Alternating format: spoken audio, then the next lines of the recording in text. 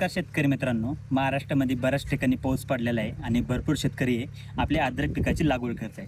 पण लागवड करण्यापूर्वी आपल्याला बीज प्रक्रिया करणं आपल्याला अतिशय गरजेचं आहे. नेमकं आता बीज प्रक्रिया करत असताना नेमकं कोणकोणते उत्पादकं घेतली पाहिजे, जेणेकरून आपली जी काही बीज प्रक्रिया एकदम चांगल्या पद्धतीची झाली पाहिजे. उगवण असून द्या किंवा फंगस असून द्या किंवा जे काही जमीनमध्ये असलेले किडे पूर्णपणे इथं थांबलेले पाहिजे.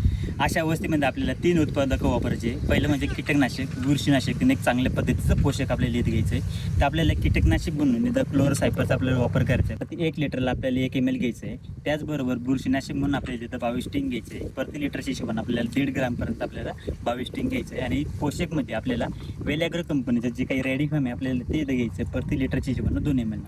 एकंदरीत आपल्याला 3 उत्पादक एकदम चांगल्या पद्धतीचे जे काही मिश्रण तयार करणं आहे आणि त्यामध्ये आपलं जे काय आले पीक आहे किंवा जे काय अद्रकीचं जे काही बेन आहे आपल्याला त्याच्यामध्ये 5 मिनिटासाठी भिजवायला ठेवणं आहे, जेणेकरून चांगल्या पद्धतीची जी काही बीज प्रक्रिया झालेली आपल्याला पाहायला भेटेल आणि त्याच्यानंतर त्याची लागवड करणे, जेणेकरून जे काही जमिनीमधली जे काही कीड आहे त्याचा जे काही प्रादुर्भाव आहे ते आपल्याला इथं कमी झालेला पाहायला भेटेल. त्याचबरोबर जे काही फंगससारखा अटॅक आहे ते देखील इथं थांबलेलं पाहायला भेटेल.